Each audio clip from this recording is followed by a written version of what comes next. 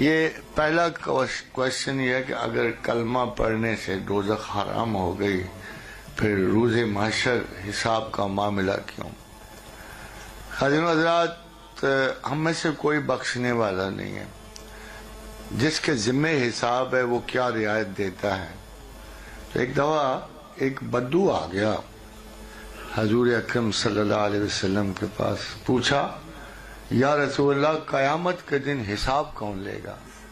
فرمایا اللہ خود. ہنس پڑا، ہنس کے چل دیا. تو کسی حضور نے پوچھا یہ ہنسا کیوں، ذرا اس کو بلا کے لاؤ. تو جب بلا کے لائے تو پوچھا یار یہ ہنسنے کی بات ہے کہ خدا خود حساب لے گا، تو ہنسا کیوں؟ تو اس نے کہا یا رسول اللہ ہم نے زندگی میں دیکھا ہے کہ جب کوئی عالی ظرف حساب لیتا ہے تو آسان لیتا ہے. اللہ سے بڑا عالی ظرف کون ہے؟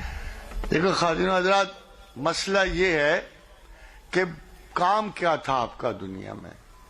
آپ کا کام گناہ و ثواب نہیں تھا، آپ کا کام کچھ اور تھا. وہ قرآن میں لکھا ہوا ہے کہ نسل انسان کی تخلیق کا ایک مقصد جو ہے، صرف ایک مقصد، انا ہدینا السبیلا اما شاکرم و اما کفورا، کہ تمہاری تخلیق کا مقصد یہ ہے، تمہیں زمین پہ لانے کا مقصد یہ ہے، تمہیں کان دینے کا، زبان دینے کا مقصد یہ ہے کہ تم سوچو سمجھو.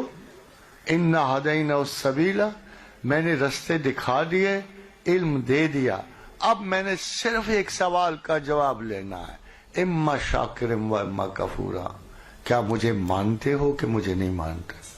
خاتون حضرات، یہ ٹاپ پرائیورٹی کا کوشچن ہے. یہ واحد کوشچن ہے جس کا جواب آپ کو دینا ہے قبر کے سہانے. من ربو کا، تمہارا کون تھا، خدا کون تھا. اب آپ کا میچ کسی سے نہیں ہے. اگر آپ نے کہا اشہد ان لا الہ الا اللہ، آپ پاس ہی ہو گئے، آپ امتحان میں پاس ہو گئے. آپ نے ٹاپ پرائیورٹی کا کوشچن حل کر، باقی نہیں چھوٹے موٹے نقائص. اس میں بھی ایک بڑا فائدہ ہے. خدا نے کہا الذین یجتنبوا الکبائر الاسم والفواحش الا اللمم. اگر تم بڑے گناہوں سے پرہیز کرتے رہے تو چھوٹے چھوٹے تو میں معافی کر دوں گا. الا اللمم، چھوٹے چھوٹے گئے نا، یہ بھی صاف ہو گئے. اب رہ گئے تیسرے والے، وہ بہت بڑے بڑے گناہ. ان گناہوں کا بھی بتدریج ایک صلہ ہے. اگر آپ اس کاؤنٹر کو چلے جاؤ گے تو ان سے بھی نجات ہو جائے. اور فرمایا اللہ نے اپنے رسول کو کہا کہ ان سے کہہ دو، اے میرے حبیب ان سے کہہ دو کہ ساری چیزیں کرتے جو مرضی آپ گناہ کرو، جتنے مرضی بڑے کرو یا چھوٹے کرو، ایک بڑا گناہ نہ کر بیٹھنا، سب سے بڑا گناہ نہ کر بیٹھنا. اور وہ کیا ہے کہ میری رحمت سے مایوس نہ ہونا. میری رحمت سے مایوس نہ ہونا. یا ایھا الذین آمنو، یہ یاد رکھو کہ جو مرضی تم کرتے رہے، مگر یہ تبھی آئے گا نا، اللہ پہ یقین محکم ہوگا، تبھی آئے گا نا کہ سارے تم خطائیں کر کے ایک بڑی خطا نہ، لا تقنطوا من رحمت اللہ، اسرفوا علی انفسہم، یا قل یا عبادی الذین اسرفوا علی انفسہم، میرے بندوں کو کہہ دو تم نے بڑے بڑی غلطیاں کی، بڑے بڑے گناہ کیے، ایک بڑا گناہ نہ کر بیٹھنا. لا تقنطوا من رحمت اللہ. کیوں؟ ان اللہ یغفر الذنوب جمیعا، تمہارا وہ رب ہے جو تمام گناہوں کو معاف کرتا ہے، چھوٹے کا بڑے کا. انہ هو الغفور الرحیم، میں تو اسی لیے بخشش والا جانا چاہتا ہوں. فرمایا قیامت کے دن جب گناہ پلڑے میں ڈالے جائیں گے اتنے بھاری ہوئیں گے کہ ایک شخص کا پلڑا 7ویں زمین کو جا نکلے گا. پھر اللہ کہے گا یہ ایک چٹ ہے، ذرا پلڑے میں ڈال دو.